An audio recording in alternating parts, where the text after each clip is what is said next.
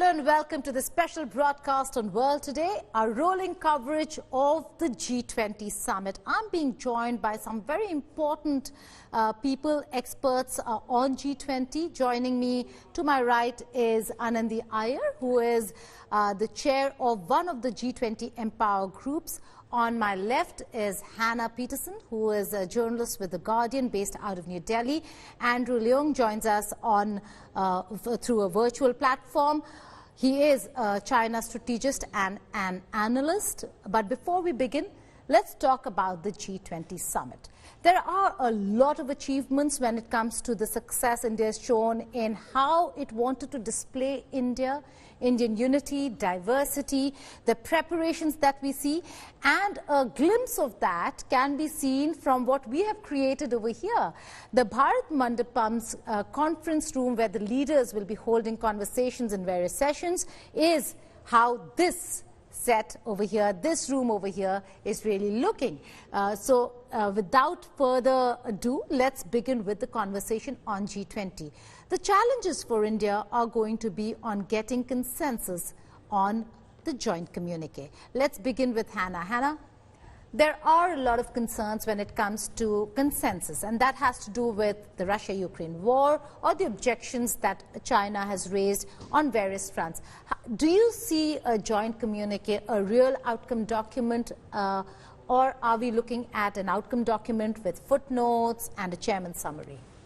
I think certainly you're right. It's probably one of the most kind of challenging diplomatic environments for G20 yet. I think more so than last year. I mean, there was a joint communique last year which kind of did mention the Russia-Ukraine war, but I think of what we're seeing now is a lot of the language that was agreed last year is now being disputed this year. So I do think, you know, there are a lot of question marks about whether there will be a joint communique and what that will look like. I think you're right that it's possible there will be footnotes. It might be that some of the more disputed or controversial language around Russia-Ukraine, around some of the kind of things that China have objected to might not be in the joint communique, might be in, you know, a chairman's summary, might be in a footnote. But I do think that India is pushing extremely hard for that to be a joint communique, and you've got, you know, them pushing for, particularly in terms of a kind of development agenda. So I think they're trying to push this kind of joint communique a little bit away from geopolitics, which is where a lot of the kind of disputes have arisen, and, you know, to have something which is a little bit more uncontroversial, which you could in the end get Russia and China to agree to, so that you have something to show at the end of what has been a very kind of important year for India in terms of hosting the G20 presidency. Well, Andrew, if I could draw you into the conversation, a lot of conversations with regards to Chinese President Xi Jinping, whether he'll be coming, he won't be coming. Reports earlier suggested that he will be attending the G20. Now there are reports that suggest he will not be attending the G20. What does that really mean, not just for China, where Xi Jinping has not missed a single G20, barring the Italy G20 because of the curbs in China? What does it mean for China? What does it mean for India-China relations? Yes. Well, I think as far as China is concerned, China is now facing a very different world compared with, say, even a few years ago. Now there is, in the West, and its allies, there is a lot of negative opinion about China, and yet there is the global South is rising quite rapidly, as evidenced by the recent BRICS summit. And many people wanted to join the BRICS group from different continents, and China sits right at the heart of this very dynamic grouping, including Global South. And of course, there is also a long-held rivalry between India and China. And India, of course, is now hosting the G20. And then if the G20, of course, is a very different group compared with the Global South, even though some members of the Global South, so-called, are represented in the G20, like even Saudi Arabia or Russia, but yet, in terms of numbers, the large number are pro-West, led by the United States. So I think that there's a very calibrated approach as far as Beijing is concerned, to not see himself attending the G20 meeting, but then he's represented by the Prime Minister. So I think it's a very calibrated presence, which reflects a very complicated global order. Okay, that's a very interesting point you make. I'll come back to you. But before that, because you mentioned Global South, Anandi, let me turn to you. Global South, a very important pitch by India, and the proposal to include the African Union also coming from India. It is going to be in the New Delhi summit. So a very important critical one. But how do you look at the inclusivity aspect of the G20, where India is talking about the Global South? And yet there are apprehensions when it comes to which country should be included, which shouldn't be included. Even with the African Union, there's no certainty whether if it is actually going to go through at this summit.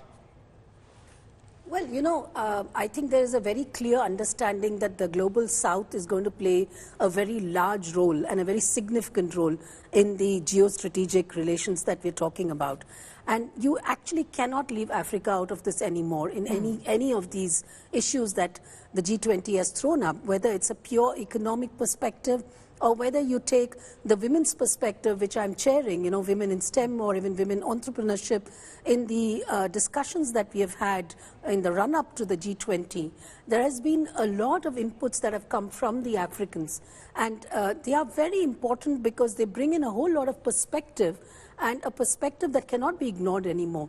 And on the other hand, you also have the Global South, which is emerging as a powerhouse of, you know, whether it's political dialoguing or whether it is economic, you know, prosperity.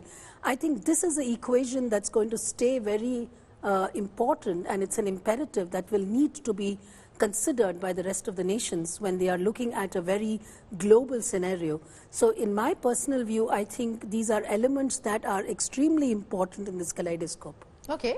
The larger question, Hannah, also is to do with deliverables. We saw the Bali summit, and we've seen that in terms of forward movement on deliverables, there is a very slow movement. This is an economic forum. It is not a forum that really is strategic in nature, where discussions move. Maybe the pace of the discussions is way faster than in an economic forum. So what, according to you, are really going to be the deliverables? Well, I mean, I think it still remains to be seen. I mean, you know, it's interesting that, you know, out of, you know, the foreign ministers' meetings, the finance ministers' meetings, we haven't had any kind of real substantial commitments. So I think, you know, a lot really hinges on, you know, what is agreed upon next week. But I do think, you know, again, it's important to focus on this idea of it being an economic forum, and, you know, its issues of climate, its issues of energy, its issues of kind of multilateral banks, and kind of the smaller agreements that actually do impact on countries, particularly like India, and that do kind of get neglected, particularly when, you know, G20, which wasn't really originally meant to be a kind of geopolitical forum and was in fact meant to be a space to expand the discussion outside of G7 into G20, so that, you know, more countries, you know, get to negotiate these ideas of economy and finance and climate, and actually, you know, those discussions are had in a more granular form. And so I think, you know, so it's very easy to sort of get distracted by something like the Russia-Ukraine war and the fact that the language can't be agreed upon with that. But I think, you know, if there can be substantial agreements around finance and energy and, you know, lending and, you know, those kind of smaller things which are particularly important for a country like India, you know, development is the thing that the G20 Sherpa talks a lot about, and I think that's actually going to be what India is going to see as the sort of the triumph of this, rather than the kind of nitty-gritty of agreeing, of the kind of larger Western countries agreeing to, you know, have certain language over the Ukraine war. So I think, you know, it's a development, it's climate, it's energy, it's, you know, finance, the smaller issues, which actually are the things that kind of that drive development, and are the things that India is really well positioned to argue upon. You know, that, you know, those are the things that matter in terms of progressing, and that's also what's very important for the Global South, which is why I think it's kind of taken this opportunity to really push for what the Global South is asking for, why it's actually, you know, had forums where it's gone to the Global South countries and said, what do you want us to talk about in G20? And then it's come back and it's pushed for those. So right. I think, you know, those are actually those will be achievements, even if they're not seen as kind of as big as the kind of big geopolitical agreements. That's an interesting way of putting it. But Andrew, coming to you, on China itself, what's your reading of Xi Jinping not coming? Would you look at it, or will the world look at it as China snubbing India? Secondly, even if you're looking at inclusion of the African Union into the G20, with the influence that China has in most of these African nations, how will that really translate into China's influence within the G20 should the AU be added as a new member? Well, definitely, in spite of the fact that there is continuing rivalry between India and China, I don't think the President Xi would see this forum as an opportunity to snub India, but that's not the gameplay. China has been very, very consistent in maintaining a multifaceted global order. Where the Global South is allowed to play a much greater role, and of course that would include China and India, but also common problems like climate change, green energy, and also the dislocation of the world economy, and that's resulting from not only the war in Ukraine, but also the kind of anti-China rhetoric, either decoupling or de-risking. That's not very positive, because it would disrupt the global supply and value chain, affecting not only China and Russia, but many other countries, and not just the global South. So there are many common concerns of the G20 members, including the Western American Western allies, but also, as I mentioned before, countries in the global South, including Saudi Arabia and other countries. Most of these countries do not want to take sides in a kind of geopolitical rivalry between the United States and China. All they want is a more stable world, and then the world that can come together to address existential threats like climate change, and also the world economy. On the one hand, globalization is suffering from a lot of headwinds, but most countries in the global South, and indeed in Western allies, do not want to lose the benefits of globalization. So I think that a lot of the common grounds will be explored. As to whether there is a common statement, well, it really depends on to what extent this rhetoric, anti-Russia, anti-China rhetoric, is going to persist. If there's too much down that road, I think that would jeopardize the chances of a common statement. But on the other hand, I think there is sufficient diplomatic capital there in the group G20 to force some sort of a joint statement to address common concerns. Well, Andrew, those are wise words, but let's see whether it percolates through to the G20 member states, Hannah, because this certainly, when you look at the statements coming in from the Western leaders, where Canadian Prime Minister Justin Trudeau has already said that he's very disappointed the Ukrainian president is not invited.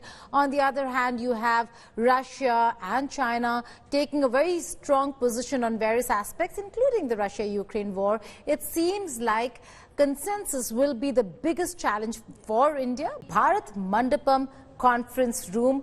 This is a setup here at the India Today headquarters. We will be discussing how this G20 summit is impacting India and putting India on the global map.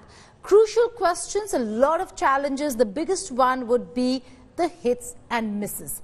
There are major hits when it comes to countries that have confirmed their participation. There are certain misses, glaring miss as well when it comes to President Xi Jinping not turning up for the G20 summit, which is a rarity. Since the time he took office, this would be only the second time. So let's go to Anandi first and talk about Anandi. How do you see this putting India on the global map? For the first time, India is hosting the G20 summit, but it's not just that. It's about how India has planned the hosting of the G20 summit, how 200 meetings across 50 cities means inclusivity, expression of diversity, as also showing the cultural diversity of India. Yeah, I think they've done a great job, I really must say, because I've been part of this process. And on the one hand, it's only right that India hosts this at this point in time, given that it is making headwinds in terms of the economic prosperity in a world that is particularly not in that direction. But on the other hand, in terms of substance as well, India has made a major contribution, whether it is the RD20, which is all about research and development, or it is about women-led development, which is a little different from women empowerment, because you're directly putting power into women's hands.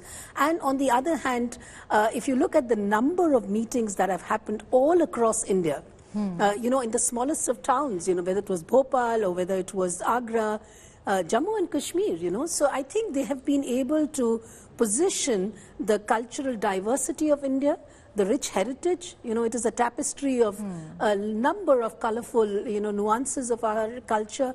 And on the other hand, bringing in perspectives that are so different from the perspectives of the developed world, bringing the market and economy into special focus. Anything specific on gender, that because you've been part of the conversations on women, is there any important outcome or a deliverable that we could expect? Oh, certainly. I mean, the communique talks of 3 or 4 different aspects of women-led empowerment. One is women from the corporate sector. We all know about the leaky pipe, where more than 30% of women drop off in the most, you know, strong areas of their life when they're in their 30s and 40s, how to plug that leaky pipe.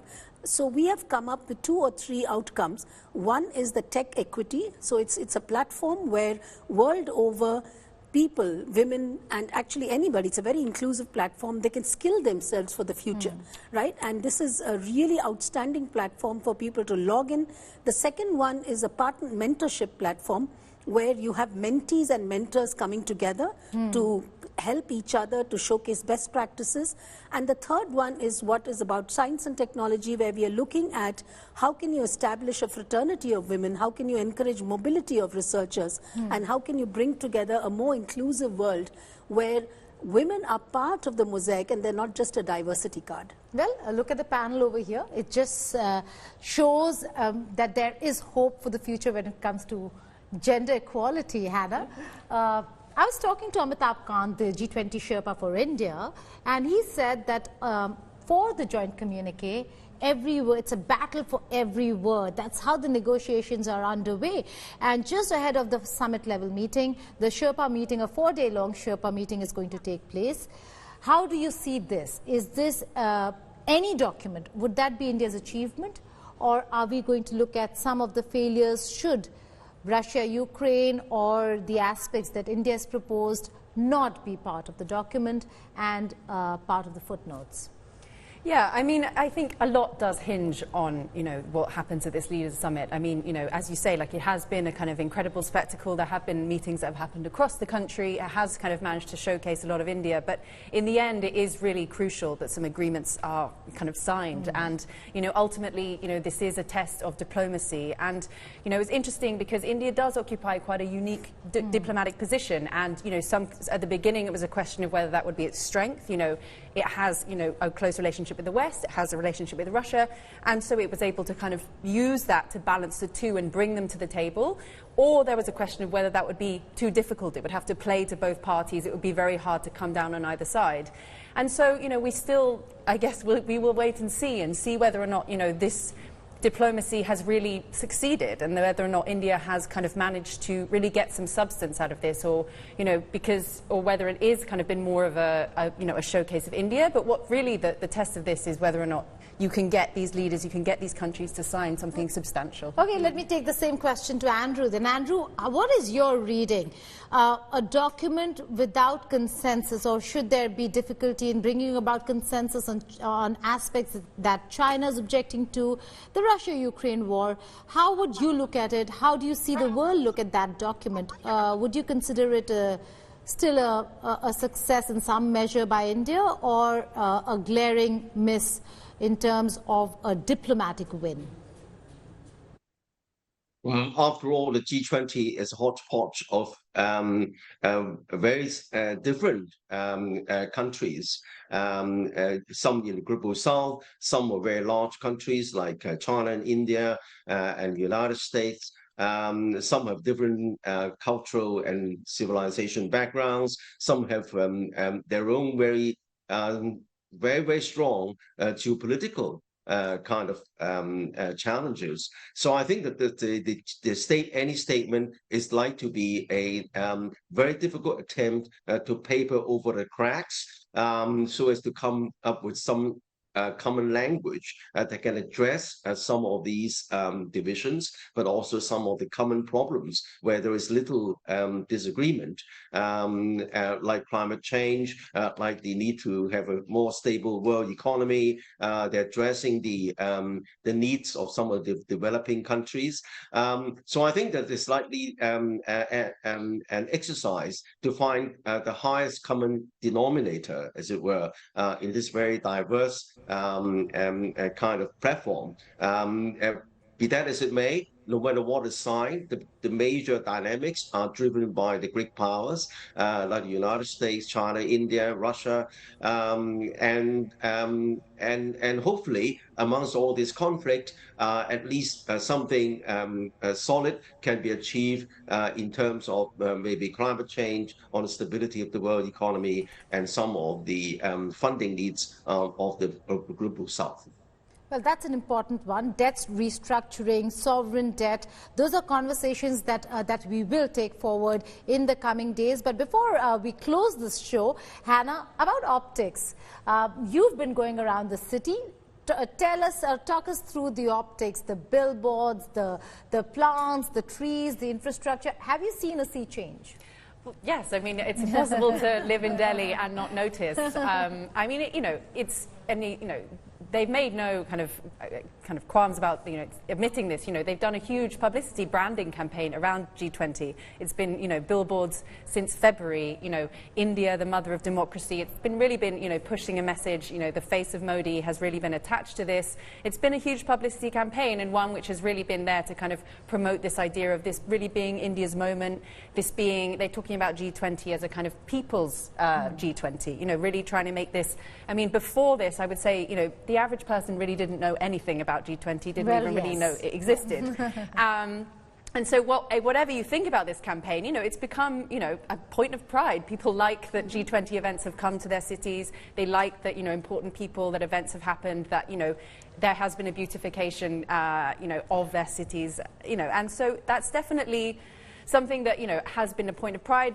But, again, like, it's this idea of style over substance. You've got to make sure that, with this, Delhi looking the best it's ever done, you also have, a solid document in your hand at the end of it. I also think there's one line, if I may add, that in a fragmented world, the line saying that one world, one future, and one, is the most beautiful thing you can bring in to kind of bring the communities together. One family, one future. It is indeed India's moment, but like our guests over here have said, it's not just about the optics, it's about the substance, and it's about getting a consensus at this G20. On that note, Andrew, Hannah, and Anandi, many thanks for joining us here on World Today. Thank you.